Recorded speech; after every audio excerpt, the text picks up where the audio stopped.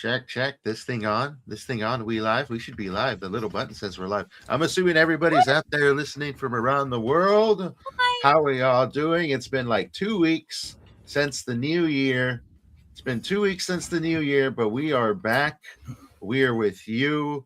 And we have a guest host, Wrangler, joining us. How you doing Oh, today, Wrangler? a whole lot of hola. Happy New Year, guys.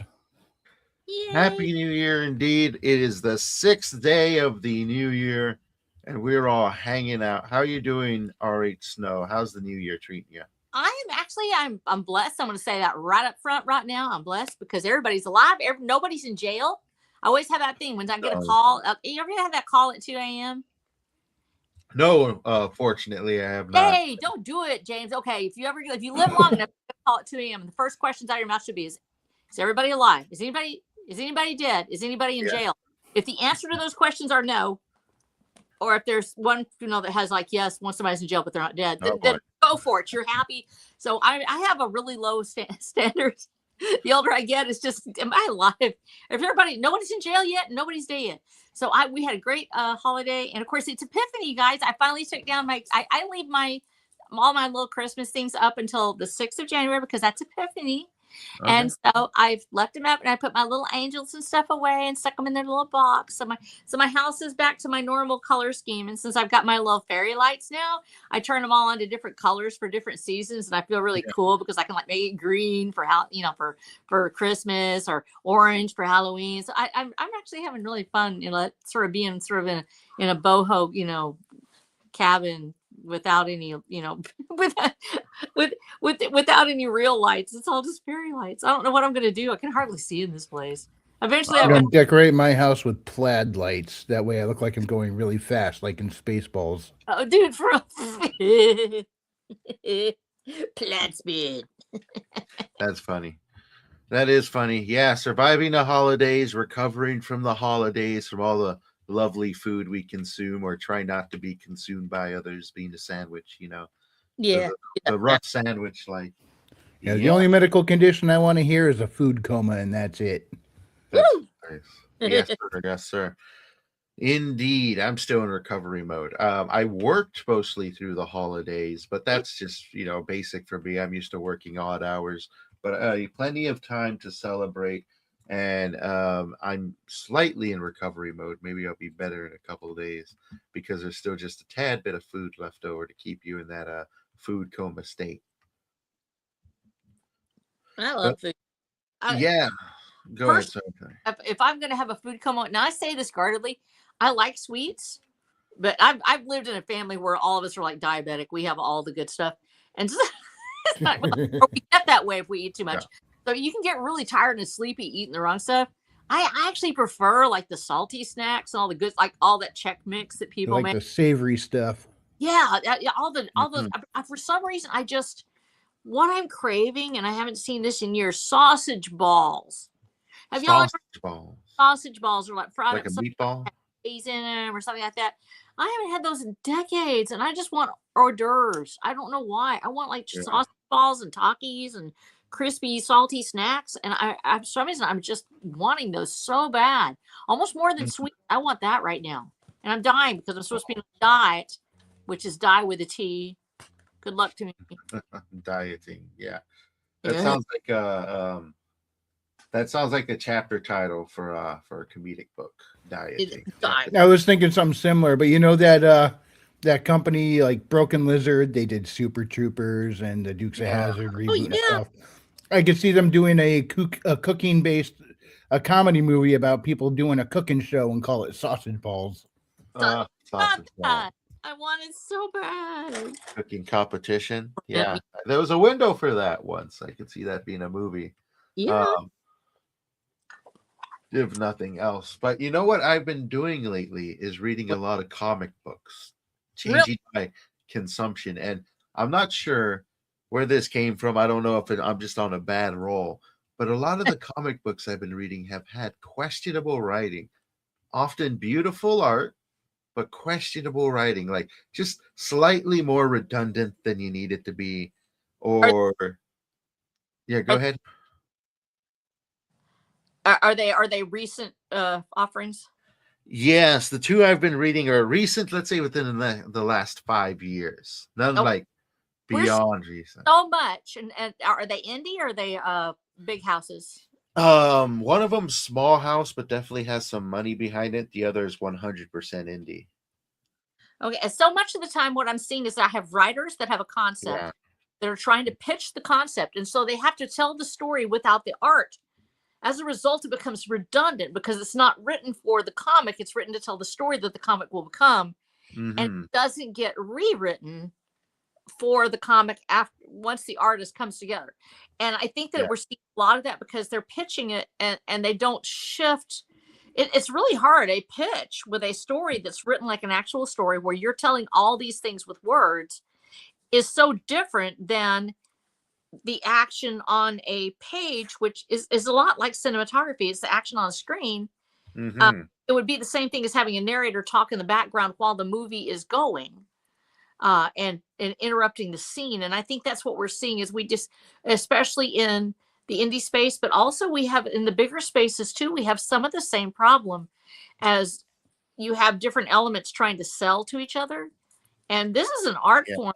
Have Yeah. people great ideas for comics, but maybe haven't been in the industry. And then we have artists that, do a fantastic job and make this beautiful art, but then there's this wall of text that's sort of over to the side.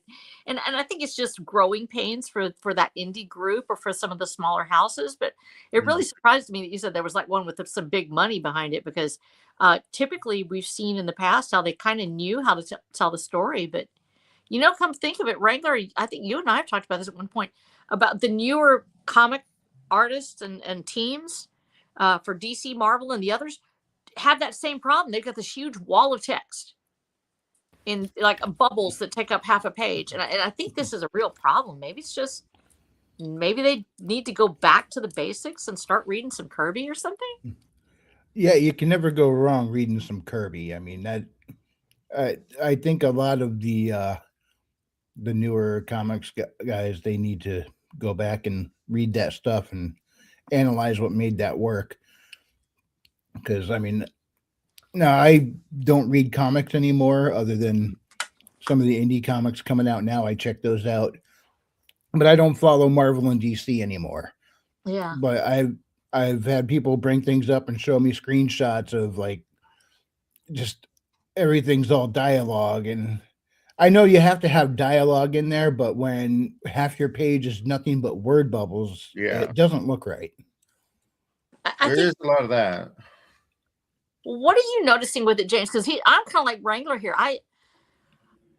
My intake of comics, I said I kind of got started on it late because my parents didn't want us reading comics. They were that remember this is the 1960s, and I'm a little girl, and I loved comics, and we had a couple of the like Scrooge McDuck, Donald Duck, the Disney ones. They were actually really great. I loved them. And that was all we had because they considered it to be kind of degenerate. I was supposed to be reading Tolstoy or something. Literally, they would Interesting. shove, like whole novels in our hand, and we had to go read it. We had a library at our house. But so I Wow. kind of snuck into comics. And as I got to be older, I started off with vintage comics. I actually didn't start off with comics that were contemporary to my age group. I Uh-huh. started with comics from the golden age of Superman and some of that earliest group, the Fleischer, what we had on, like the cartoons and stuff. We went through that. And so I got a wonderful chance to actually sort of grow with the comics industry. Instead of meeting it where I went back to the beginning and started there. And Oh. it really is hard when I look at that later, I have periods that I'm not as much into it. I'm okay with the 70s. It's all right. Actually that's where Kirby really shines.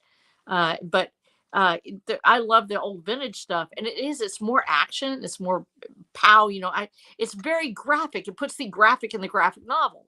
And then I've tried to look at some of the new stuff, and I'm saying this stuff I have read is indie, the newer things, because Yeah. I have friends that I love that I want to look at their work, and they've asked me to see it, and I've actually seen some fantastic stuff. I think it's better than what's being put out by Marvel and DC right now. And this is me being honest, because first of all, there's a real story behind it. They're not just rehashing it. These are new characters, Mhm. situations, and the writing honestly is better. And this the latest offerings I've seen from Marvel and DC really make me disappointed. I'm not trying to be mean. It's just that it lacks cohesiveness and personality. It looks like it's been cobbled together by a committee, and I don't know how to describe it. I don't know if it's AI creeping into it where we're not really seeing it. Kind of like when we first had the animation cells where you had Yeah. computer and it just didn't quite fit. And so I'm kind of, I like what I'm reading in the indie space far more than I like what's out there and the little that I've seen from Marvel and DC. And that's not me trying to be, edgy or anything. It's just the truth. The indie stuff I'm seeing right now so much more resembles that golden age stuff, especially when you're me and you read. I liked reading all what I call the slop, going back and finding the little stuff that people put out that maybe it wasn't, top tier. It was just some, Mhm. and you had all these little comic houses out there at the time. And I love reading that stuff. So I think our indie stuff definitely is on par with that. And I think it's actually far better than a lot of the newest things that we've seen. But I digress. Go ahead, John. Yeah. After the next 30 minutes. What I've been consuming lately, it's maybe like 4 separate comics that have been produced in the last 5 years. Uh-huh. And they like some of them are better than others. The best ones have some light redundancy issues, particularly with word choice. Keep using the same simple words over and over and over again to describe separate things, but that's not too bad. The one that kind of got me was this other one where it was like it looks absolutely beautiful and the artwork is stunning. But a comic book as a whole is a story. It's not separate pieces of art next to each other. They're all weaved together to tell the story. And this goes down to the word choice and what you fill in the bubbles with. And all of it was just so much like cliche storytelling. You could tell exactly where it was going to go right off the back. And a lot of just telling you, tell what's happening, which Mhm. is fine for when you got your square little boxes there setting up a scene. But every single character is just that way. And then there's this one character, like this is one of the most offensive things for any piece of literature, any piece of media. You are told about how great this character is more than you actually see them. And when they show up, they essentially just show up to be killed, which you kind of see coming because the story's not too original. And it's like, oh, okay, I see what's going on here. It's Death Wish in the comic book. It's the Punisher. It's the dozen plus other characters that have this exact similar arc, and just it seems to pull back or retract quality, in my opinion, from the comic book as a whole, because even though the artwork looks fantastic, you want to read a book. Yeah. You want a story. Yeah. You want a story about something. And if it's just so many times, I think what gets lost in that translation and Wrangler, I know because you're far more into the comics, I think, than I am. What we see is the setup for a scene, but it's not a story. It's just, well, we're going to have characters meet and we're going to have a fight. There's not a story behind it. Well, that's a rule. When characters meet for the first time, they have to fight. Yeah. But if you already go with it, it's just they fought and it was the end. And actually, this has happened in the past as well with the smaller houses where it was just, literally filler. We got to make something happen this month. This time it's going to be, the Green Lantern versus some dude that I don't know yet. And they would just literally throw them together. They're going to have a fight. But the thing that made Kirby excel at this the most was that he always had this other huge story in his head. He always had this epic story behind it. And he was trying to fill in all these blanks. And so when you had a character show up, you knew they were going to show up again down the road. They weren't just there to fight this time and then get conquered and then Green Lantern conquers all. He was there. That character is going back to you. And I think that's the real storytelling joy of good storytelling in the comics. They were really blessed that Kirby knew how to tell a story. He also knew how to draw his characters and everything. And this is me speaking honestly. Kirby did not have the most beautiful art. Do not hate me. I'm not going to say that right now. But it was very distinct. He had the most evocative. His foreshortening of the perspectives was incredible. It sometimes would be totally anatomically wrong. It didn't matter. It gave you that visual punch. It looked like a punch. It didn't even have to be right all the time. It just had to be that dynamic with the Kirby crackles and everything. The Kirby crackle, yes. I love Kirby so much, and I wish I could draw. It's one of those things. I draw, but it's not really great, but that's fine. Whatever. They've gotten used to it now. They just keep throwing it in the book, and I just keep doing it until they get sick of me. but I'm illustrating my story, so I don't have to explain everything. That's what I'm doing. So later on, somebody else will illustrate it. They'll know exactly what it is. Actually, that's why I did it the first time. I was like, well, if I ever had somebody illustrate it, I'll do it this way. And they're like, put it in the book. I'm like, okay, whatever. And so I did. So now people will know exactly what the character is supposed to look like. But yeah, I think that we've lost that ability for the artist and for the artists to be storytellers rather than somebody selling a story. And because they're selling the story, it becomes that redundancy and they're selling basically in their head just this one scene. I want this really cool scene of them fighting, and there has to be a story behind it, and it should pull us into the next issue. It should take us forward to where we want to come back and read more. And I think that's really, and maybe it's a lost art in some ways because they just don't have those houses out there with the old men in the back telling you how to do it, and so they're just kind of. And I do think that we had so much flight from the comic industry that there's not somebody there saying, here's how you tell the story. Here's how we did it 20 years ago. This tie together. I think we've had a loss there. And I don't see how they're going to fix it because that talent has fled. Yeah, it's definitely a bit of a Wild West. I'm all for it to a degree. Quality wise, you're going to have those bumps in the road as you do with all the newer stuff. You definitely seen it. Like when I started writing some 2 years ago, there was a lot more writers, and a lot of the works coming out definitely needed a few more editorial passes, including my own.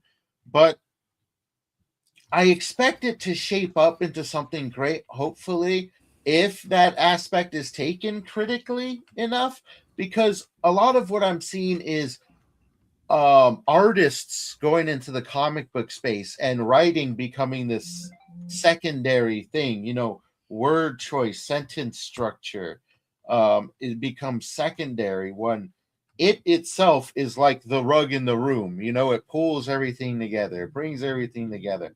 And I would like for them to just, take that a bit more seriously, because that's really what helps punctuate a comic more than a lot of other things. Like you said, you're talking about Kirby. The writing had to be quite fantastic to be so captivating for so long. It makes me want to take a look at some original Kirby issues. You really need to. And I think that, geez, where would you start? Wrangler, where would you start with Kirby?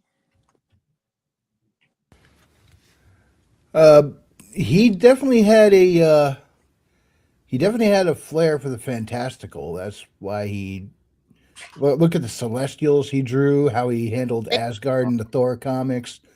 I mean, I would call his like almost like techno-cosmic. It was just something that's what made it so distinct in my eyes anyway. I know that this is kind of split for some people. Look at the movie Thor Ragnarok. You can see his influence in the set designs all over that.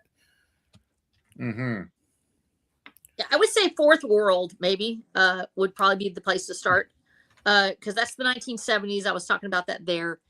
His crossovers, his ability to take his arcs into the next dimension is, we sort of take it for granted now, because that's where so much of Marvel and DC have gotten there. extended worlds from is from him. So Yep, because he I believe he developed the New Gods. He's the one who created Darkseid and all yes, that over in DC. I yes, think I think Darkseid is his creation, right? yes, Darkseid is his creation. I love. I would say the fourth world. Go back to that because first of all, you have two characters in it that are actually representative of Kirby and his wife, which are Mr. Miracle and Big Barda. And so you actually get to see this main characters basically reflecting Mhm.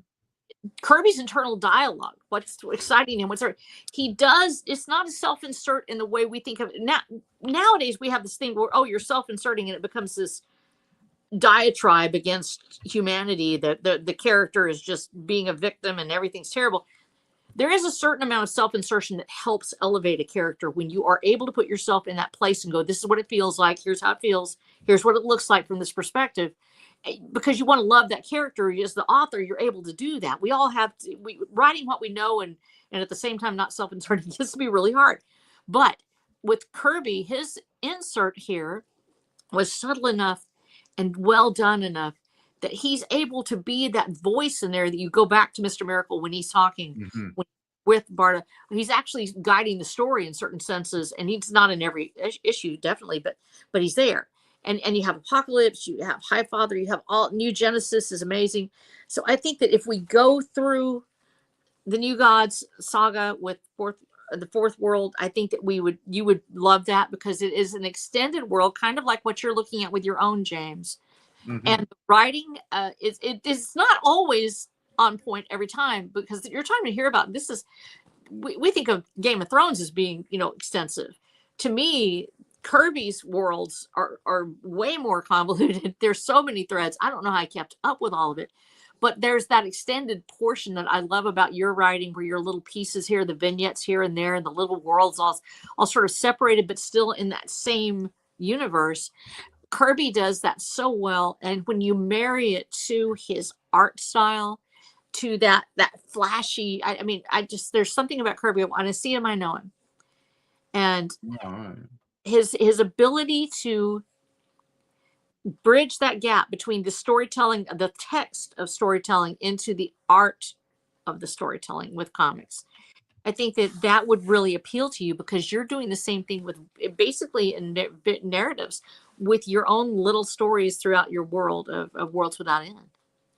Oh, interesting. All right. Speaking of comics, do we have a comic guy backstage? Oh, what do you know? We do. It just stand my attention there.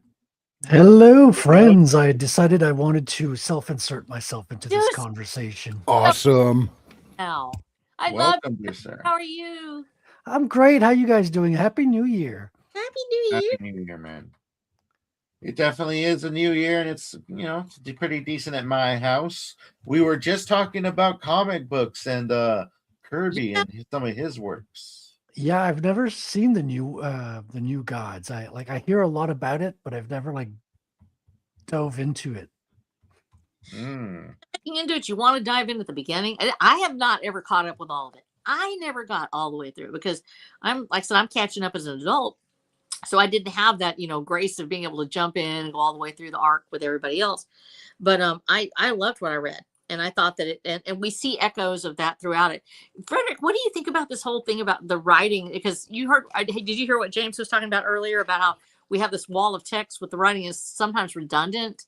It doesn't necessarily get married to the art. What do you think? Because you are the comic man. Yeah, you never want to kind of repeat what the art's saying. So that's why I think a lot of comics were written after they were drawn. Well, I mean the captions and word bubbles, right? Yeah. So you'd have the plot outline that's done ahead of time, obviously, so the artist knows where to go, what to do, what to draw. But a lot of the story will change after the artist has gone through it.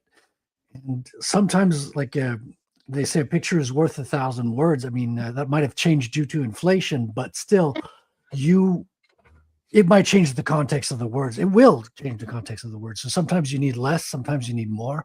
So I think the writer needs to go after the art and fine tune the captions, the word balloons, so it's not redundant, right? Or just to play off the art a little better. Mm-hmm. Yeah, definitely. On History later on, we're going to be reviewing one of these comic books I was talking about tonight, and Yes. exploring a lot of the plot elements and stories. And one thing I've noticed about these that two separate comics that I've read in the last year that both had surprisingly cliche stories to the point where they sort of bled away all the tension and Mm. thrill in the story themselves. I'm not sure if I'm the only one that's ran into this. I mean, I found that a lot of books have bad writing. It's not rare. You know, you talk to comic creators. Sometimes they say, yeah, you know, the writing's not so important. It's just a comic book, which is to Oh, me atrocious. Like you'd never hear that in Europe. I don't think you'd hear that in Japan as well. I think there should be a standard as well, you know, here just to keep stories interesting. Definitely, definitely. Because one of the things I said earlier that I've always loved about a good comic book is how every single panel weaves into the next. All the dialogue just kind of flows with the story, what you're seeing. It punctuates it. It sort of adds this extra layer of life to your characters and texture to your world. But when I consume bad dialogue, it does like the opposite. It takes away from everything. You're taking away from the story. You're taking away from the art itself. You know, Yeah, those yeah. bubbles are in the arts. You might as well leave it out if it's bad. Like there are good silent comics. Like the most famous one I think is GI Joe number 21. It's a story about two ninjas confronting each other. So the yeah. writer thematically made it void of any caption and any dialogue. It's just a complete silent comic and it doesn't need any words. The story flows visually. So if it doesn't enhance the story, take it out. Very much so. Very much so. I guess that's where the term style over substance would enter the field there.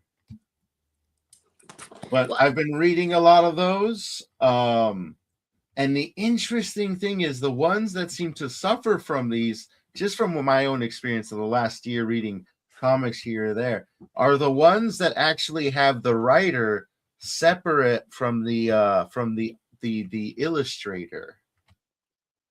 So I'm not sure if that's a thing there. Maybe it's an issue of formula of how they're getting the comic book put together that sort of makes the general issue of bad writing creep its head out more often. Could be. It makes me wonder about the process. Like if the writer wrote everything ahead of time, like a screenplay, and just handed it to the illustrator and then just forgot about it, maybe that's the issue. I don't know. I'd be curious as well. I'm always fascinated by the process. this is me talking about some of the people that I know that as they go through the process, and it's not going to call anybody out, but there are some writers who are so in love with the story they've written, and they're actually writing a novel basically, but they want it to be made into an artwork or a graphic comic. But they can't quite that because they've already written the story, and I think this is where it really comes in. They've written the story. As a result, they want to control what's happening because it's a story they wrote. Yeah, yeah. Artists saying, show this story. It's already been written. You're right about this, that the whole point is to hand a arc, a loose, usually, or sometimes it'll be a little tighter if you have a convoluted storyline, a very loose outline. And the artist is supposed to tell the story and leaving some space for dialogue when it's necessary. Usually you'll have a very tight relationship, and the best of those relationships were that they would literally get together and he would call and say, I'm going to do this thing and I want this. And they would actually fight it out until one of them got their way. But the artist was given a loose idea of that story and they were supposed to create it. The storyteller had to come up with a way to make it fit in with the general world. And they did have a lot of influence, but they knew that the artist would get a hold of this and they might do something completely different. And we have writers that are writing a story, and they want to see the art reflect only what's in their heads. Well, that's more about illustration. when you're illustrating, you illustrate what somebody else's story is doing. You're illustrating a scene. You're not creating the story in a comic type format. You're illustrating. That's where I make a difference. I when I draw a little picture for my thing, it's just an illustration. It's just sort of Mhm. scene. It's not. It's just some sort of little snippet. It's not actually telling the story. It's an illustration from the story that's already told. And I've seen this with a couple of them where they actually get in fist fights or something with people because they want that story to be told exactly a certain way, but they want it as a comic. And as a result, you have all this wall of words show up because the artist is, of course, commissioning and they want to get that, can make somebody happy. And it can be really tough sometimes to do that because you're not letting an artist, you're not in a team with the artist already going, I found this great artist. I'm just going to, throw an idea at them, get a storyline going and let them just run. And that's about teamwork as opposed to a writer or an author creating something and then bringing in the artist to do it the way they want it. I think that's probably a main point. 100%. Like the artist in comic books, his number one skill is storytelling. Mhm. Like he's an active participant in the storytelling 100%. Like it's like directing a stage play. Where do you put the actors? Where do the characters come in? Do they go out? What are the emotions on their face? Where's the focus on the scene, on the panel? And sometimes the artist will add an extra panel, take away a panel. He'll use his best judgment to render the best possible version of the story on the page. And I guess you have to remember as a writer, I think this is my own personal belief, of course, but that you're collaborating. Like even if you're the sole writer, if you're working with an artist, the artist is going to be doing storytelling visually. You can't write everything that's going to be drawn. You can guide it with the plot, with the storyline, the character arcs, dialogue. You can put a lot in there, but you can't put everything. The artist has to bring the rest, and the artist has to make it make sense and flow from panel to panel. So at the very least, your artist is a 50-50 collaborator. And if you don't take that into account, you're going to have a hard time. Like you're going to have like clash of egos. You're going to have, and if you try to like direct your artist too tightly as well, I think you're not going to get the best result from your artist because he's going to take less risks. He's going to do exactly what you want and not do any more. Or, if you want the best result of an artist, you want to give, a little bit of loose leash. Like you got to give some, got to let the leash a little bit loose and have him play around a little bit. Obviously you want to control the story. You want, there's stuff that artists can't just willy-nilly add. Like you can't just kill off a character randomly on a panel because it looks cool. Yeah, really. You're going to destroy the whole storyline and the whole space and the way the characters interact with each other. But you got to have a little bit of leeway. There's a middle ground there. Yeah, I would imagine the artist has to have a lot of overlapping skill with a cinematographer because you need the right angles, how close, how far back. Are you looking at it from above, below? That sounds like it could be overwhelming to learn. I mean, it's a little bit. I mean, these are like multiple skills that you learn, and your craft gets better as each of those skills, as you learn more of each of those skills. Because you're a director as well as because illustrating is just a small part of drawing comics. that's a thing that escapes most people, and it's normal because you only see the illustrations, you don't see the behind the scenes, so to speak. But illustrating is just part of it. You're directing most of the time. You're interpreting a script. And you're doing the acting, you're doing the facial reactions of each character, you're doing the blocking, where do the characters go on the panel, the angle of the camera, all that stuff. I mean, the writer can give you those directions. Like if the writer knows exactly what the scene, how it needs to be driven, he could say, okay, I want a bird's eye view of the camera here. We're going to dive in because he has a special direction. He knows how the scene's going to play out. So there's totally room for writers to come in and take control of those aspects, but they're not always going to be directing the camera on every panel and every page. I can see that because like if I've thought about it many times, if my writings were converted to graphic novel or even movie, most of it I would just probably want to sit back and say, the professionals what they're doing. But there's like 2 or 3 particular scenes in each book where I have a very, very specific idea of like at least 30 seconds of the scene, how that would be. And I would want to convey that, like, hey, if it could be done in this medium in this particular way, please do it, you know. But most of the rest, I would have to just be hands off. Like, I don't know what I'm doing here, you know? Yeah, exactly. And that's part of the conversation. Like R.H. Snow is saying, it's like, you guys want to talk to each other ahead of time. Okay, this is important. This is loose. You have fun here. This scene is super important that it plays out this way. So it's about communicating between two creatives, 100%. Very interesting stuff. I know that's one of the things I've looked at before, because in my mind, when I see Watcher of the Damned, I actually see it as a graphic novel, or I see it as it's unfolding in front of me like a graphic novel. I see the scenes, I see everything else. And I would love to make it into a graphic novel without me drawing it, of course, because I'm not any good at that. But I also know how difficult that would be for an artist to come in and you say, okay, I want this done this way, or I want this done, you know, there's already an established character. It would be better as a graphic novel with a clear image of where the story goes than trying to do a comic, because to unleash the power of the comic artist, you have to let them direct the action and to have some effect on the actual character. Now, there's some differences. Let's put it here. When a comic explores Conan, for instance, we already know Conan as a character. Everybody's fairly familiar with Conan. That type, the archetypical barbarian, is pretty much brought to life for us by Robert E. Howard. And so many people, that's who they first meet when they think of a barbarian and swords and sorcery. And so that's such an iconic figure. You kind of know where they're going with Conan. We already know he's going to have long black hair, and, you know, swing a sword, and occasionally grabs an axe, but we know kind of what Conan. And an Austrian accent for some reason. I don't know why. Really, yeah. Yeah, but so when we're talk about a character that's not as well known. You have this writer that puts all this time in it and effort into it and everything like that. And then they go, okay, now I want you to do this for me. And the artist has their own idea what this character is supposed to be doing.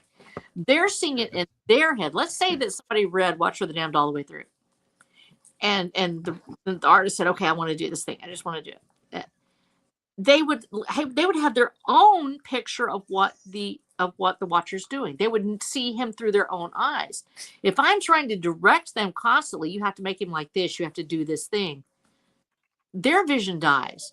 Not only did they not get their vision on paper, but they lose their connection with the character, because I'm trying to push the way I see the character onto them. And if I've written the character well enough, they should see it.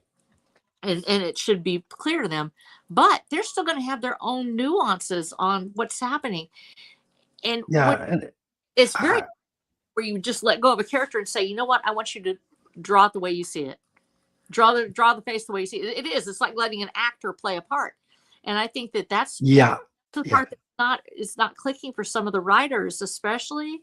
And then I have the opposite thing where the artist is a great artist, but they don't know how to tell the story, or they don't know what the story is yet. They're looking for a storyteller, and that storyteller has to be willing to give them that leeway and that grace to have an arc without having it all micromanaged down to the last final detail. Well, a lot of that happens as well when you're selecting the artist, right? When you're interviewing people to be an artist on a project. If you want to have that kind of control, I don't think there's anything bad about it. If you know where your story's going, you have a specific idea, and you do want that control, you should be clear about it when you're hiring the artist. Like, okay, this is the type of project.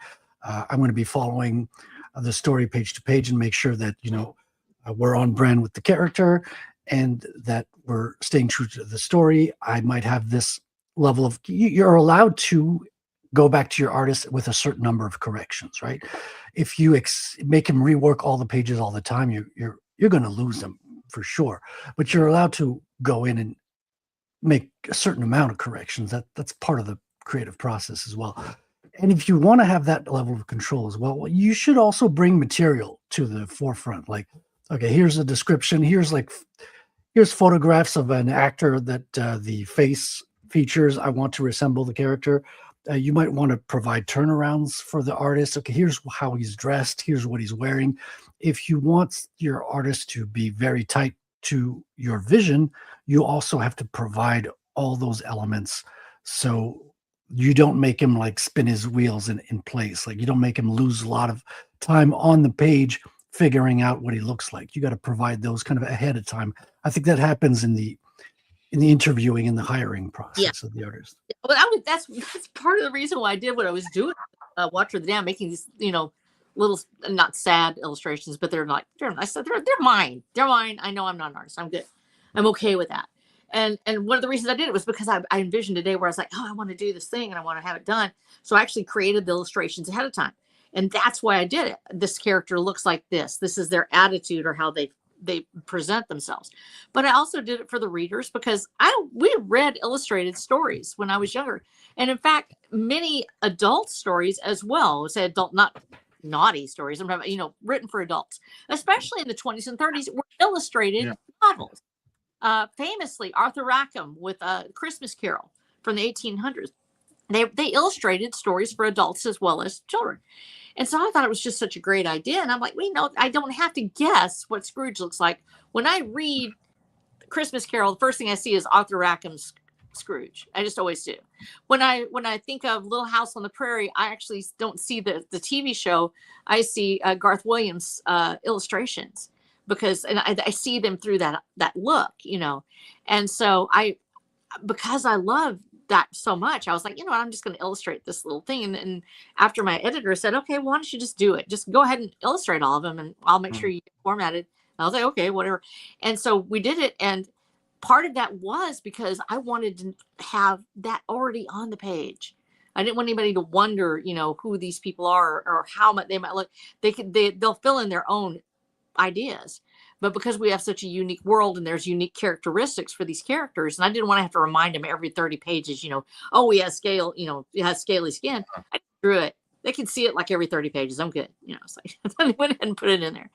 And I think that it does help if you're a writer and you have a little bit of artistic capability. And now with AI, they can sort of finesse it, but it's harder because if you're not careful, you'll let the AI choose the characteristic for you instead because the prompt finally came back the way you wanted it instead of you creating it, in that way. And nothing about it. What's on the page is something I actually thought of. I didn't have to modify it or change it.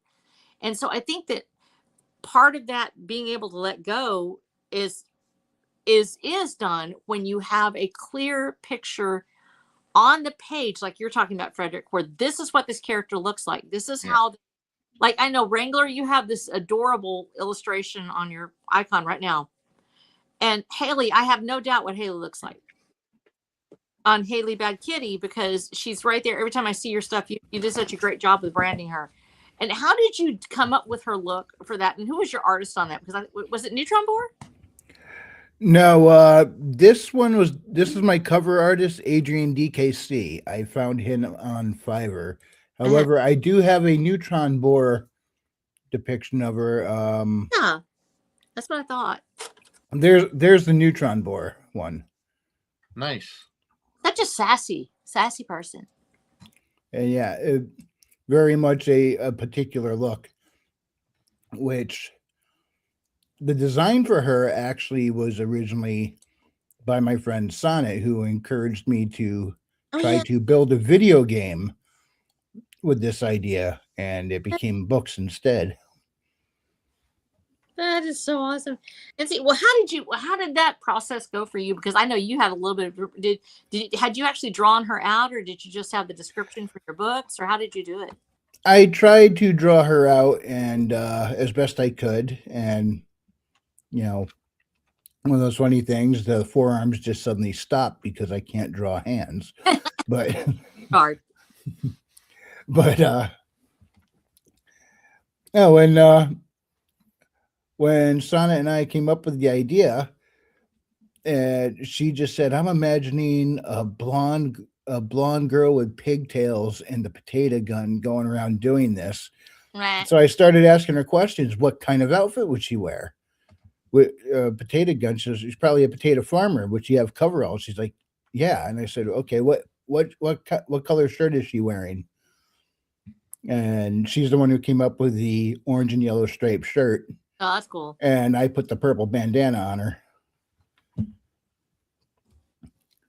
No, that's cute. And I wondered about that because that's because you went to the site. Your artist actually helped sort of create the look for the character. Then.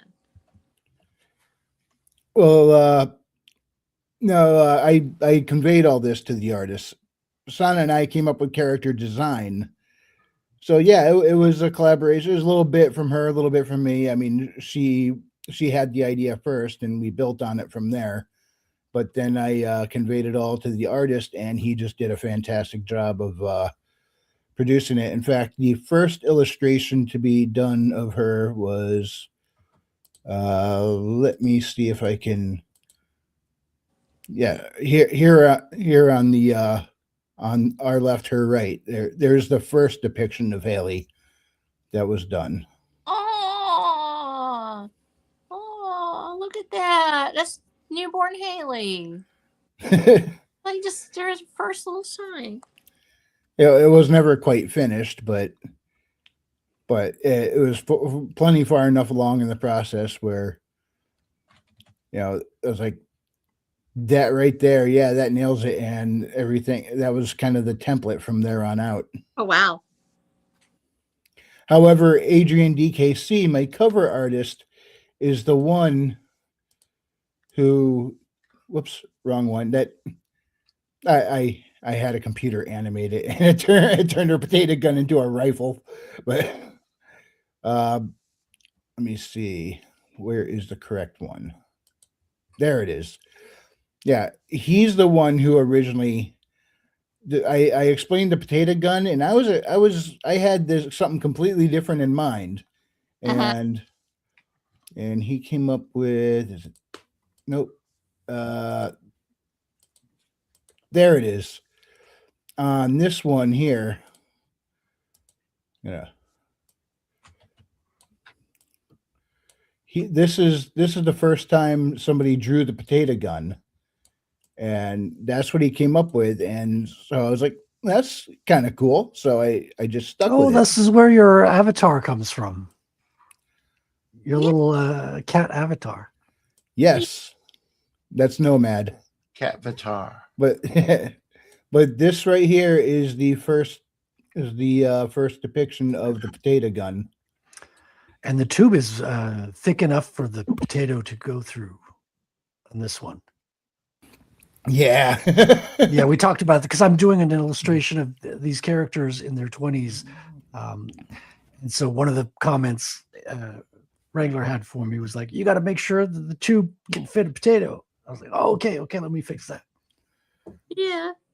Yeah, because on the other one you could see the delivery tube on this one. It's a little bit smaller, but I was doing some thinking after we talked about that, and yeah, maybe the potato because these are flexible tubes. Maybe the potato goes into a smaller tube, but like the tube expands to the size of the potato as it's pushing it through. Yeah, you get that the cartoon yes, version exactly. of the eating something bigger than itself, and you get the little lump that moves down the body. Yes, like a snake swallowing a rodent or something.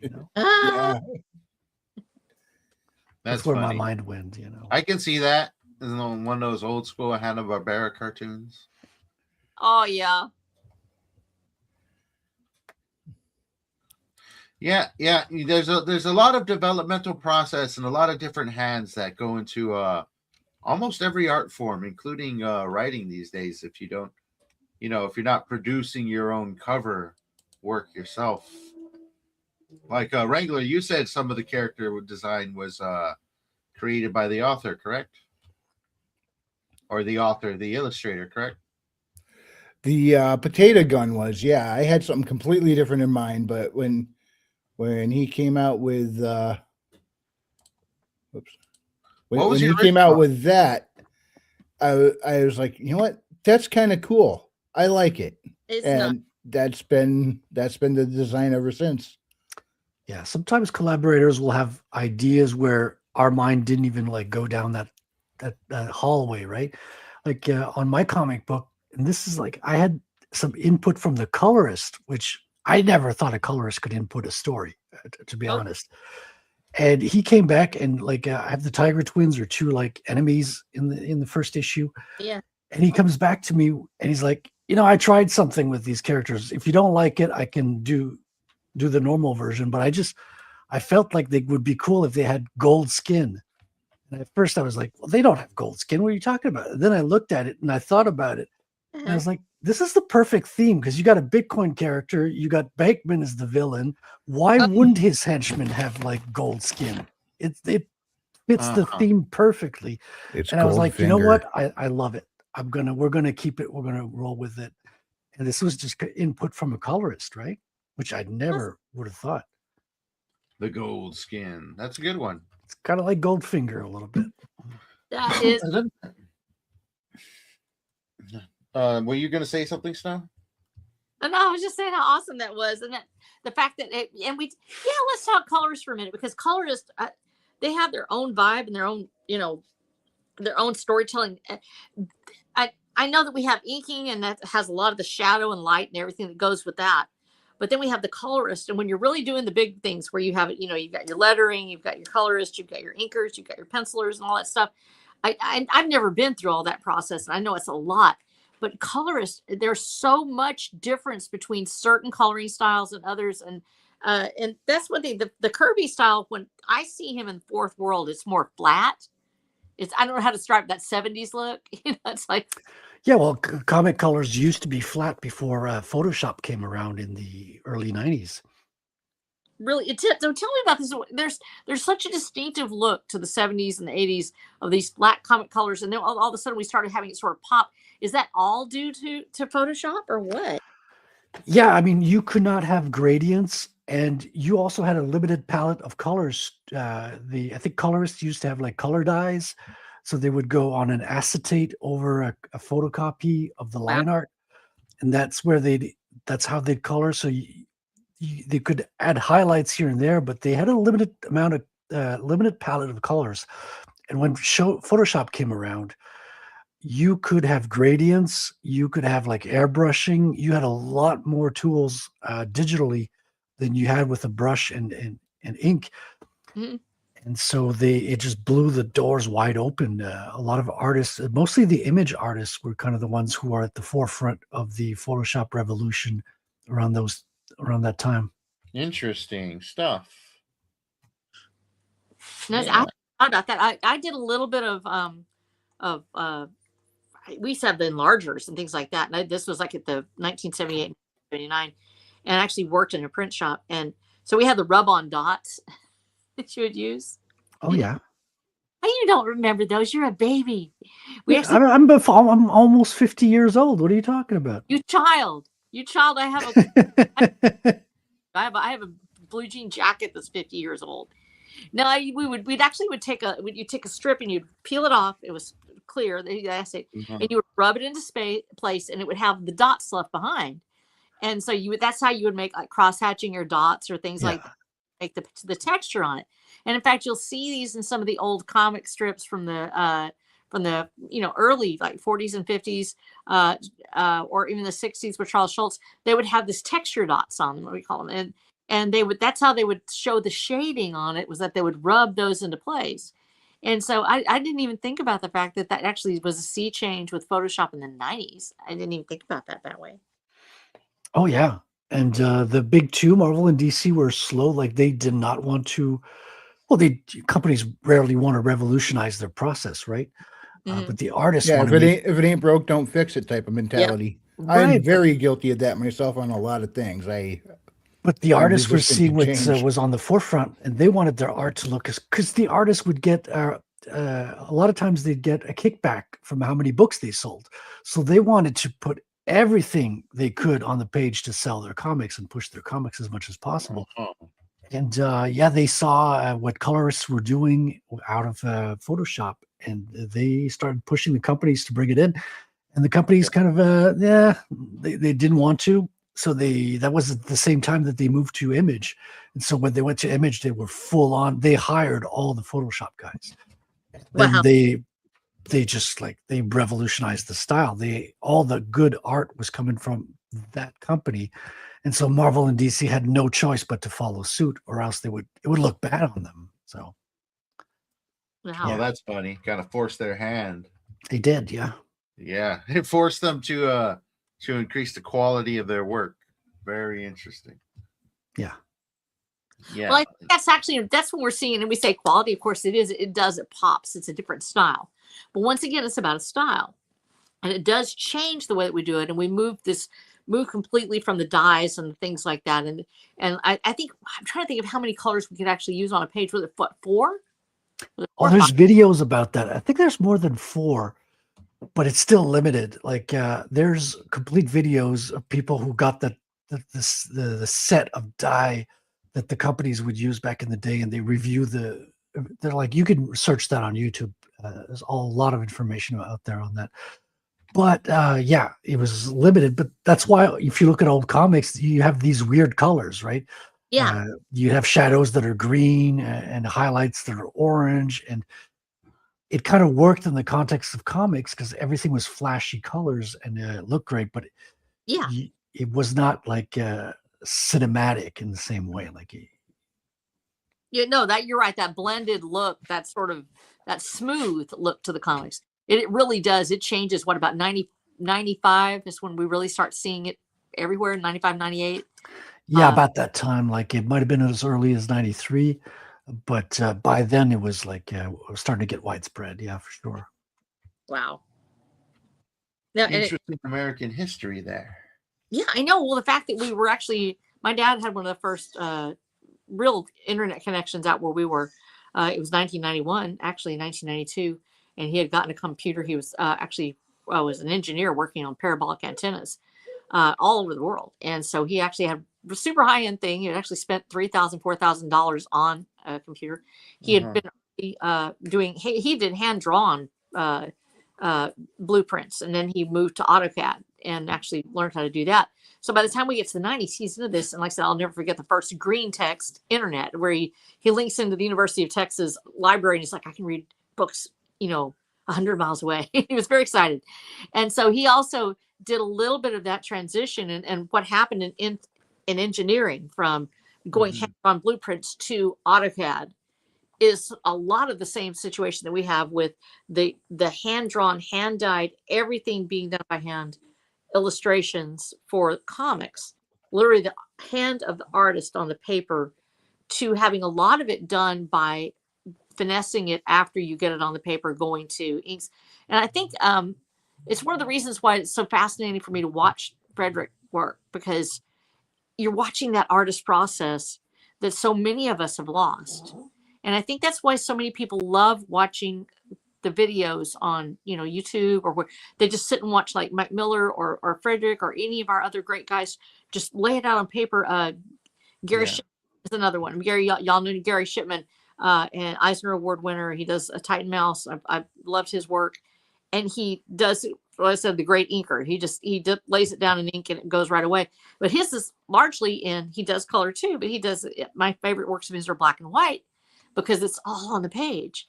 And watching Frederick do that and watching Gary or Mike do those things, and you go, geez, these people, their skill level is just so off the chart. And this includes you, Frederick, just watching you work. I'm like, I'm never going to get there. I'm a different animal entirely. And I'm losing my eyesight anyway. So it's not like I'm going to get better one day. Somebody was trying to encourage me one time. They're like, it's all right. You'll get better. This was on Drawn and Quartered. And I'm laughing because I'm always dead last. I draw little things to the side. I'm okay, but I'm not like that. And they're like, you'll get better. I'm like, dude, I'm losing my eyesight. By the time I get to where I know what I'm doing, I'm going to be able to see like a pinpoint in front of me or something. So I'm like, it excites me to watch people do well with the medium, but especially physical media, to watch it come out of the artist's hands. And that's when you see the incredible importance it is of letting the artist and the comic help drive the story, letting them be a storyteller, and not just letting them, they have to learn to be a storyteller as well, but letting them be that storyteller, because you're watching this vision flow out of another person's brain. And you can't intercept it so constantly that it's not allowed to flow.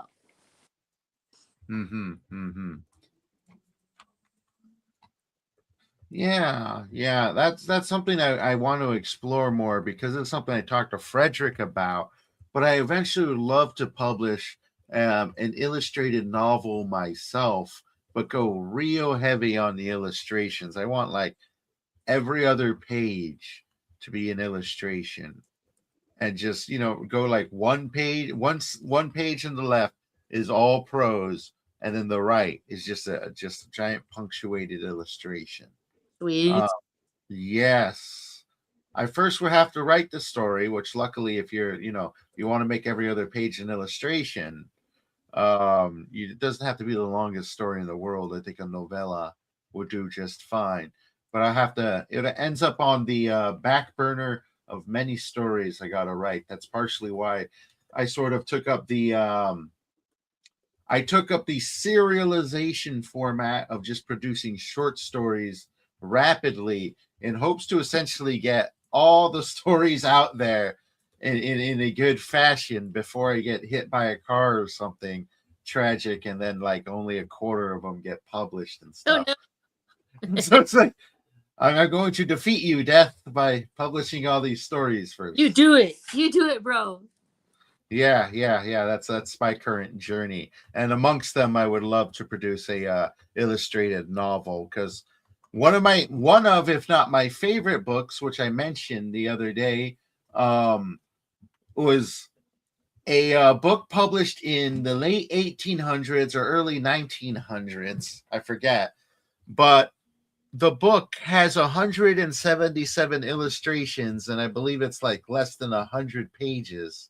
So that's like the Oh, kind of wow. stuff I want to produce. There's lots of lovely reference material, and if you add in that much reference material, you can just say, the X character was wielding a spear equivalent to the drawing to the left, or something much more fashionable around that. No. That That's sounds. something I need to get into eventually as well. None of my books have illustrations within them at all, and maybe I should start looking into that. Yeah. People love illustrations, man. No, And go sorry ahead. I am. As sorry as I am, nobody's ever said stop it. And that was because I ask my editor every time, do I just need to not do this? Is this distracting? Like, no, people love to look at illustrations. So far, Yeah. you don't have to be the best at it. What you have to do is to be able to tell your story, and people love it. If you can afford an artist, an actual art, like for instance, Frederick right over there, or Neutron Bohr, any of these fantastic people that we know, and you can get them to that place where they can put your illustrations in there. People absolutely adore illustrations. People have actually mentioned it about mine. As terrible as I am, they've mentioned illustrations, and I think that it adds to the story to a certain extent. If for no other reason, that it's putting the brain of the artist on a visual. And for whatever reason, people, I don't know if you remember this when you were a kid, like if you'd be reading and there was that illustration, version of the book, and you would get excited because on the next page would be an illustration. Mm-hmm. I loved it. I was always I would look at the illustration and just take it all in. And I think that's why I have delusions of grandeur and fantasy, because I want that in my stories. Well, I think that people need to start doing that again. I think that we need to be able to illustrate our stories to make it that fullest experience that we can. And I know it's expensive, but I believe it's also worth it. I believe that having that touch of art in it elevates the story. And Yeah. when we look back at one of the greatest of all time, actually, is Andrew Wyeth. Wyeth's work with, I think it was Mutiny on the Bounty. He, I believe, also did Robinson Crusoe, and if I'm not mistaken, he did Robert Louis Stevenson's Treasure Island. And in fact, he's very his. If you don't know Wyeth's work, how many of you have watched Treasure Planet? Oh yeah. Oh, yeah. Okay, good. I want you to go back and I want you to look up illustrations for Treasure Island as you go back through the years, and you will see absolutely evocative scenes that are plugged directly into that movie. And so this is the legacy of the illustrator, to give you a lasting impression of this character, this thing. And it can't be changed as much by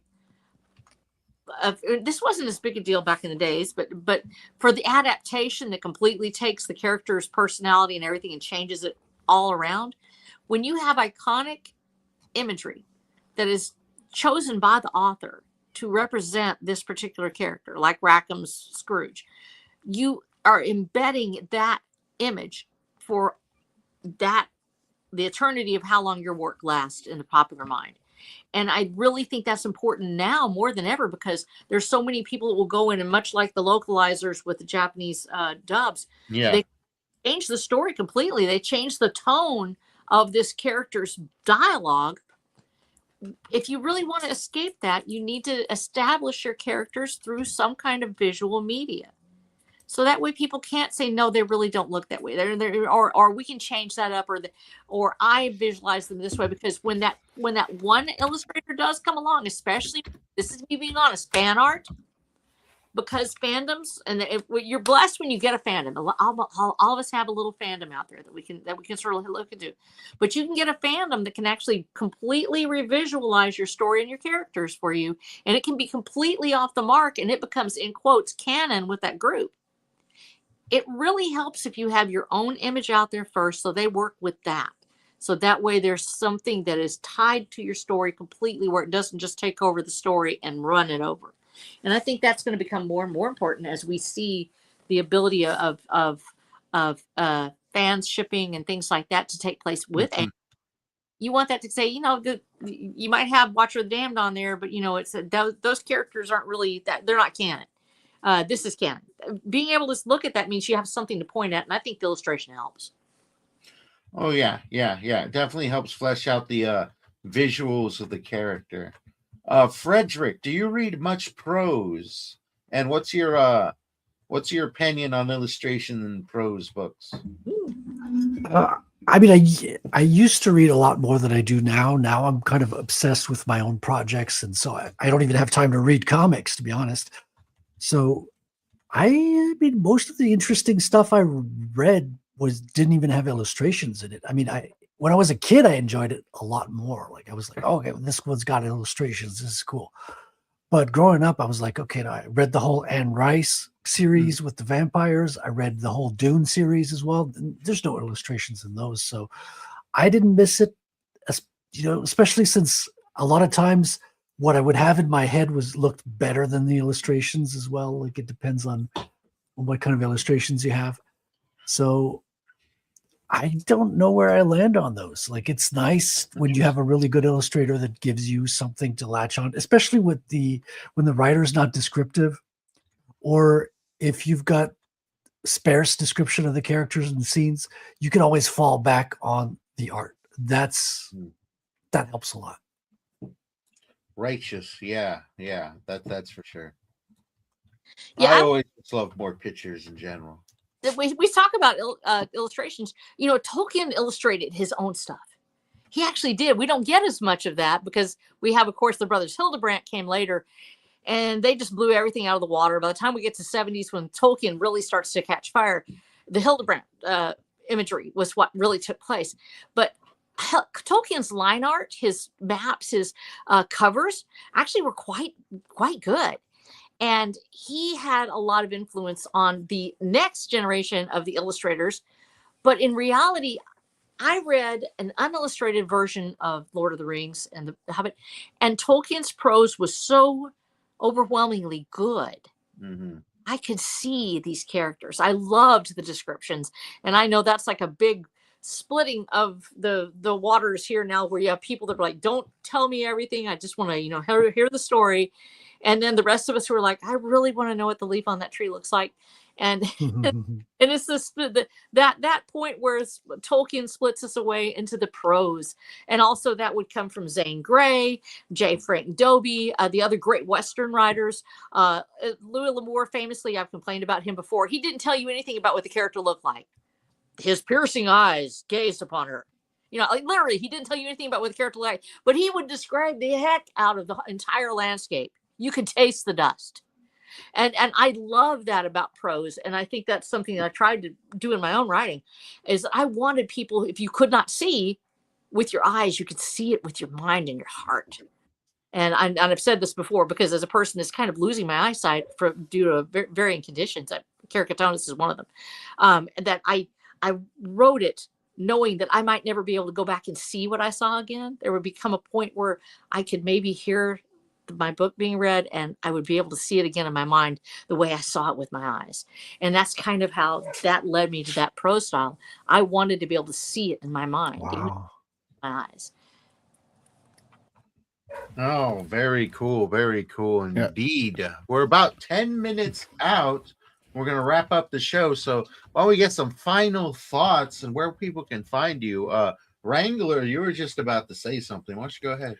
Yeah, I mentioned before I tried to draw Haley. These were the first depictions of Haley that I did back in That's not too bad. Back in early 2020. You have a 3/4. You have a 3/4 and a full face. That's actually really good. You can see that in a simple comic book strip. Yeah. And as you can see, the hands right here, they're that was the best I could muster. You tried.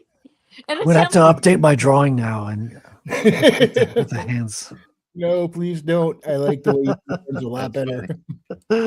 Yeah, subscribe to Frederick's Only Hands. Yeah.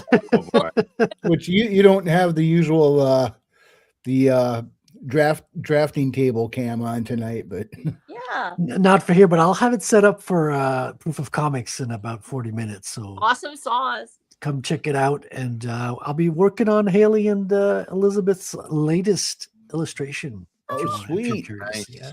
Nice. So, Frequency, where can people find you, man? You can find my stuff on Amazon. Check out the books Haley Star Bad Kitty and Bad Kitty Haley's World. They are magic-fueled sci-fi adventures, a little bit Goonies, a little bit fantasy, a whole lot of fun. So check them out and go on an adventure. Nice. Frederick, what are some final thoughts? Where can people find you? Yeah, I mean, final thoughts is we all have pictures in our heads, regardless of the books have them or not. And I think it's fantastic to be able to express stories in visual or just in the written word, because both are a challenge. And it's even more a challenge when you put them together in all the various ways you can. But they do support each other very well when it's done right. So that's what my passion is about. It's making comics and putting stories together with words and pictures. And if you're into that, come check out my YouTube channel. I've got a comic book at retellcomic.com as well. You can check that out and learn more about it. Perfect. Excelente. How about you, R.H. Snow? Final thoughts. Where can people find you? Final thoughts. I love my artist. I have my cover artist, Laura Morris, who actually is my daughter as well. She's better. And they were complimenting me on Iron Seas last night going, well, I've seen, they were talking about how I made my pictures. They were like, but look at this cover and how far she's come. And I was like, that's not me. That's my daughter. So I'm going to brag on my daughter. I was like, how much they loved the cover. So I was really happy with that. And it's fantastic when you have an artist that can visualize your images for you, that can actually make that happen. We love our artists. We love the way that they work. And anybody who has been out there who has struggled to find an artist for their novels, you know exactly what I'm talking about. So we love you guys. We love everything you're doing. We know that the struggle is real. Keep on creating, keep on making. And you can find me at watchofthedam.com and also on Amazon, where I have 9 books at this point. I've got my 8 books in a game module, which I made just for fun, and along with Jonathan Harden, who helped me design that. And I've got my 9th one coming out as soon as I can raise some money to get my editor, because I told him, I said, I'm getting you. It's just I have to get this other stuff out of the way. So the 9th one is on the table. So we're moving forward with the series, and actually should be finishing the series. I hope by this time next year, by Christmas next year, we'll have the entire series finished from start to finish. And I'm hopeful that nobody will ever go, gee, I wish you'd, like you said, I wish you'd finished the series. This one's going to be finished regardless. It will happen. I've already got my people in place. If something happened to me, it would be finished. But it looks like I'm going to make the home stretch, and we're going to actually get the whole series together, and then we can actually start selling it in earnest. Because I made a promise I wouldn't sell this thing on marketing until I actually got the whole series done. So that way I wouldn't disappoint people. So I'm excited to get the series done and to get started with the actual introducing the world to Watcher the Damned. And anybody else out there who's read it, thank you so much. I love my readers. Actually, right now at this point, we're considered mid-list, even though we're haven't had any real, marketing or anything. We're indie published. Got great readers and fantastic people that follow us, and I just love all of you so much. You made my year great, and I appreciate everything about you guys. So from me to you guys, come and see me on watcherthedam.com. Look me up on Amazon and go read my story of a man against the system and a revolution that succeeds. And you can find me there at watcherthedam.com. Excellent. And I am your host, James Esparza, talking sandwich, doing everything I can to survive out there in the world of cannibalistic sandwich eaters. But everybody, thank you all for staying tuned. If you're on the replay crew, leave a comment down below. Let your friends know where you can find us. And go ahead and give us a like, hit that subscribe button, and join us next week. We are out of here. Have yourself a wonderful rest of your week. Bye-bye now. Laters. Arrivederci.